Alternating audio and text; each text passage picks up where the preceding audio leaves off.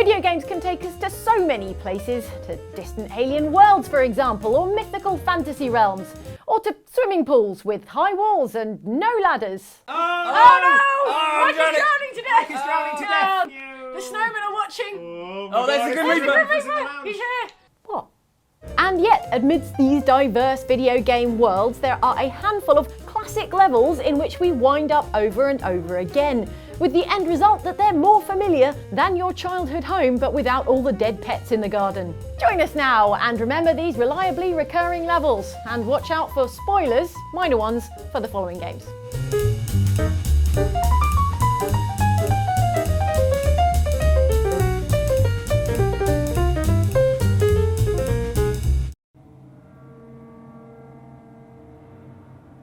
Ah, a sewer. How quaint.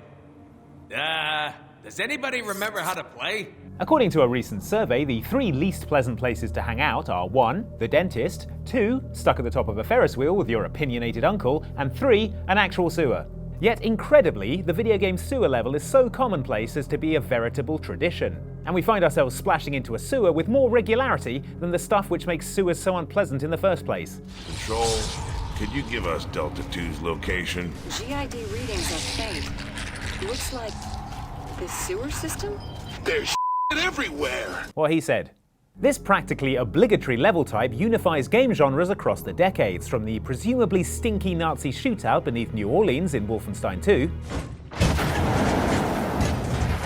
to Resident Evil 4, in which we waded right up to a similarly fragrant xenomorph-looking sewer monster.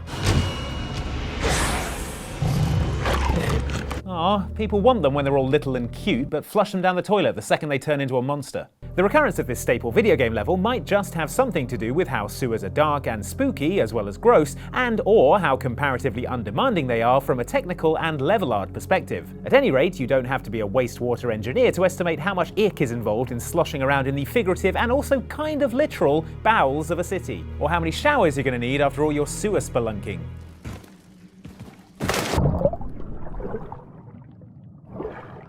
All the showers. Come on, man. A little bit of this is good for you. Builds your immune system. Strongly disagree. This kind of place made me want to puke. I needed a real drink to deal with the electronic music and the robotic people. In theory, nightclubs are fun. In theory, boomerangs come back to you. In theory. In practice, however, nightclubs are dark, loud sweatboxes with sticky floors, overpriced drinks, and an attendant in the bathroom who hands you paper towels, but then you don't have any change to tip them, so you just don't dry your hands. Also, you can't hear what anyone's saying. How are you supposed to have a proper conversation? What were we talking about again? Oh yeah, 7 reasons nightclubs suck. Anyhow, this is why we prefer to visit pretend nightclubs in video games, where we can turn the TV down if it gets too noisy. Lucky for us, video games are happy to oblige, being more littered with clubs than an Ibethan beachfront.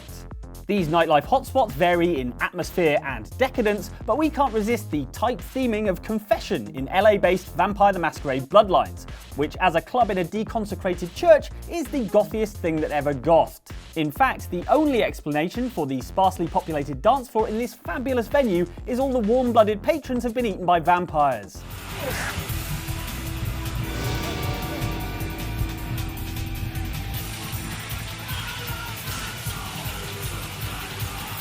If clubs without involuntary blood donation are more your speed, then gosh, take your pick. From Deus Ex's honeycomb-themed Hive nightclub, to DMC's Saturday Night Fever Dream The Devil's Dalliance, to Call of Duty Black Ops 2's Club Solar on the floating luxury resort city of Colossus, where by the year 2025, music has come full circle and everyone's into dubstep again.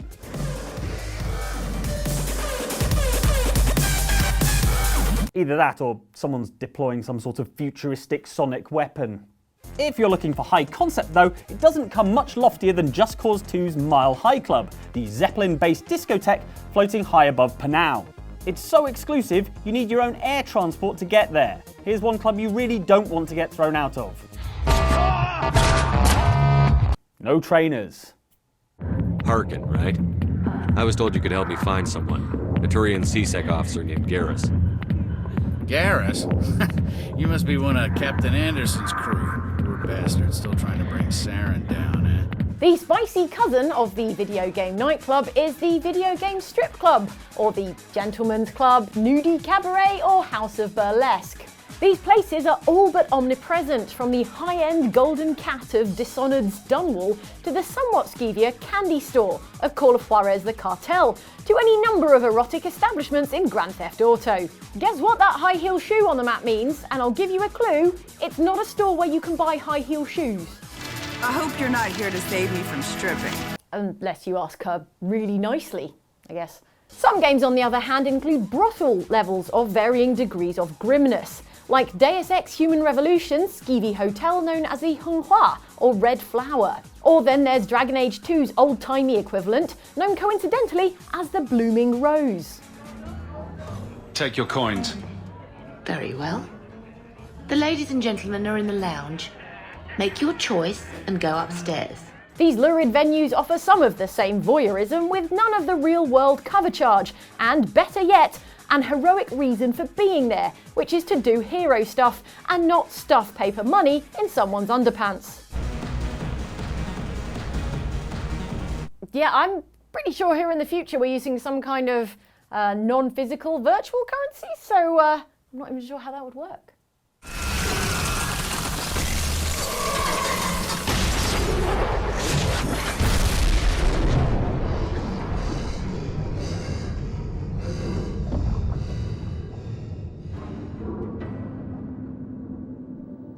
Everything's harder if you try to do it underwater.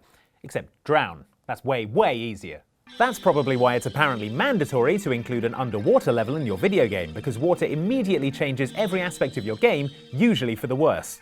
For a start, there's moving around. Were you enjoying the game's finely tuned control system that you'd spent the whole game up to this point getting used to? Well, too bad, now you're underwater, so we'll just be taking that. Here you go, you can use this.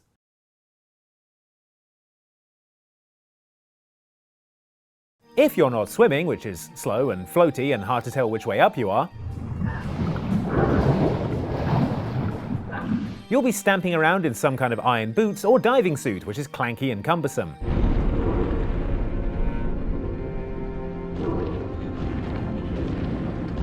Or zooming around in a submersible, which frankly is precarious. Then there's the little matter of oxygen, which it turns out is pretty important to some people and other mammals.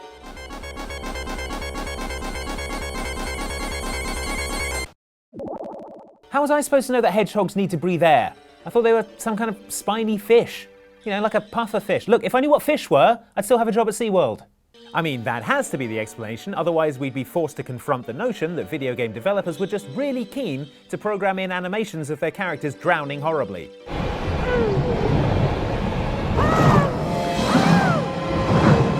Okay, maybe the Tomb Raider devs, but no one else, surely. Special shout out if you've included a mechanic in your water level that allows you to raise and lower the water level, a puzzle that was excruciating the first time we saw it, and now is excruciating and a cliche.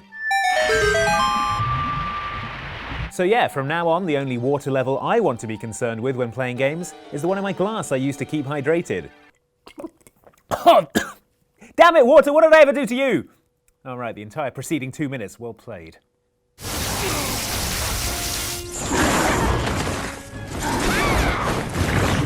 That said, at least you can swim around in water. You know what you can't swim around in?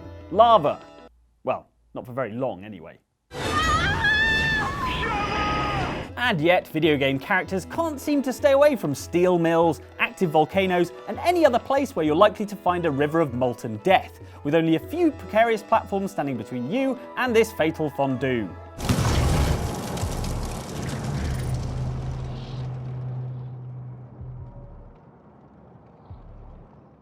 Video game volcanoes vary in their viciousness. For example, Mario in Mario Odyssey can fall into 1,000-degree magma and suffer nothing worse than a singed tushy. While the combatants of Mortal Kombat might want to try fighting somewhere else next time, is all I'm saying.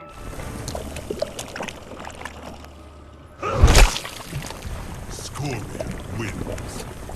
Fatality. Worst of all, however, is in Legend of Zelda Breath of the Wild, where standing around for too long in volcanic heat causes your equipment to catch fire. Whoa, whoa, whoa! Link catching fire is one thing, he can just respawn, but that was my best bow! Brilliant! Thanks, Link. What have you got to say for yourself?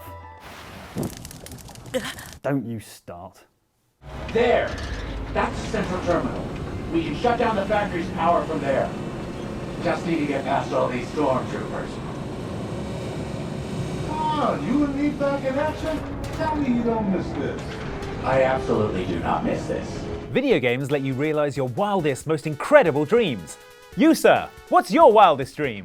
Exploring a mid-sized factory full of industrial fabrication equipment. Really? Well, I guess that's got to be someone's wildest dream, right? Or else how would you explain the fact that every video game will, at some point, include a section where you go to a factory and jump around on some boxes? The other explanation, of course, is that it's very difficult to justify having conveyor belts in places that aren't factories. Believe me, I keep having budget requests for conveyor belts turned down and as a result have to walk to the kitchen to get tea, like some kind of medieval peasant.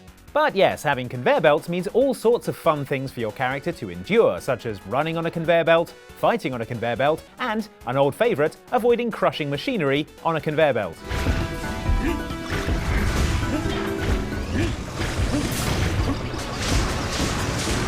Plus, sometimes the factory is abandoned and you have to deal with a long dormant security system because someone needs to keep all those empty crates safe from looters.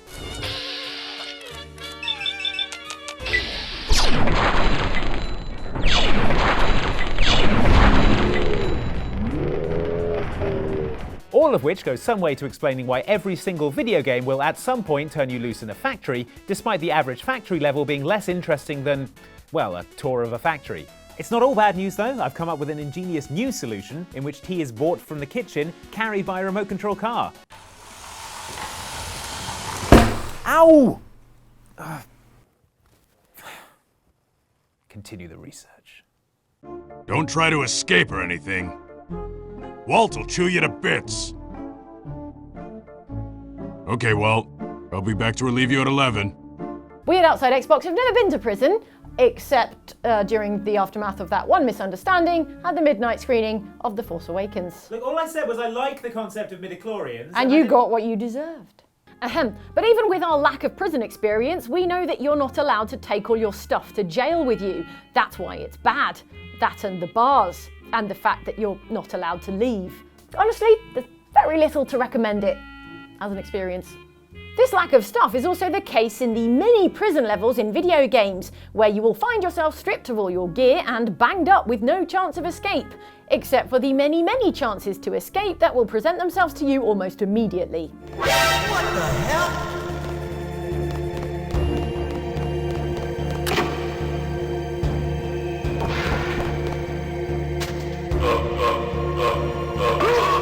Yeah, good plan, Snake.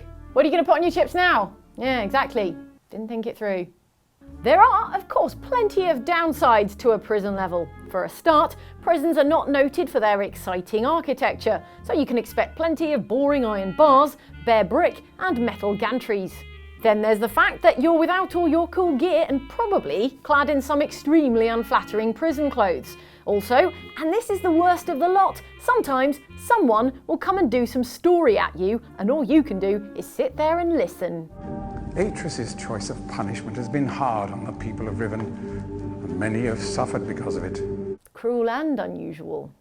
That being said, the prison level is one of the few level types on this list that I actually look forward to, as they tend to strip back games to their most basic forms and require you to figure out an ingenious solution for escaping that utilises your raw initiative and cunning, rather than the fancy equipment you've amassed over the course of the game. I'm staying out of this. Or I mean, that works too. Thanks for joining us for another classic list feature from Outside Xbox, I assume. Yeah. And if you'd like to watch some more videos, could I interest you, if you haven't already seen it, in the Dungeons & Dragons Live latest adventure from the Oxventurers, which is us, in which we raided tomb? Yeah. Plunder a crypt. That's right. Some synonym of that thing. And down here from Outside Extra, we have a video about 7 times where swimming was the absolute worst. And you know how we were speaking about water levels before? Connected, related,